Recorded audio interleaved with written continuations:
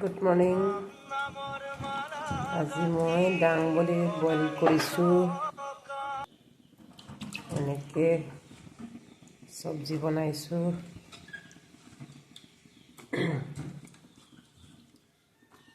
লগতে আলু দিম।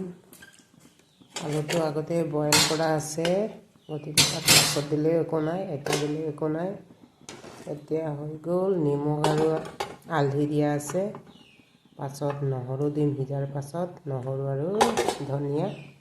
ইমানতে মোৰ চব্জি শেষ। তাৰপাছত এইটো নৰসিংহ পাত পুৱাতে বাৰীৰ পৰা আনি ধুই মেলি থৈছোঁ। ৰ'দত মেলি শুকুৱাই থ'লে মানে তেলত অকণমান দি ভাজি দি দিলে খাবলৈ ভাল।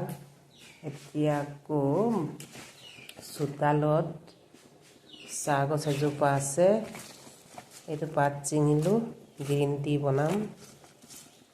পানীত ধুই লৈছোঁ নিমখ দি পেলাই ধুই লৈছোঁ। তাৰপৰা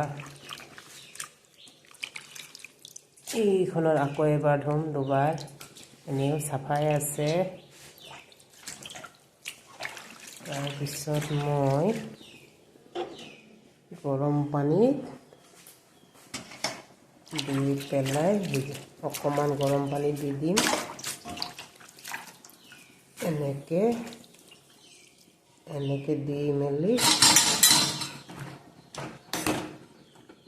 এনেকৈ দি মেলি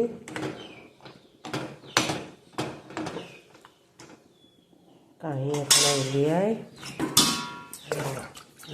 লওঁ। এতিয়া কাঁহী এখনত উলিয়াই মেলি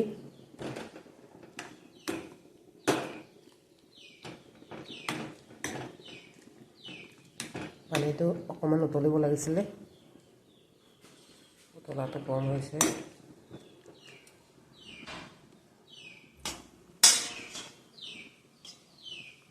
হ'ব দিয়ক, এইটো আকৌ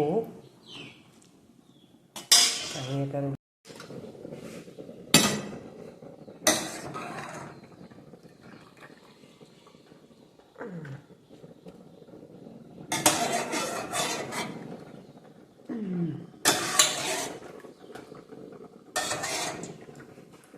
এতিয়া এইখন ৰ'দত দিম।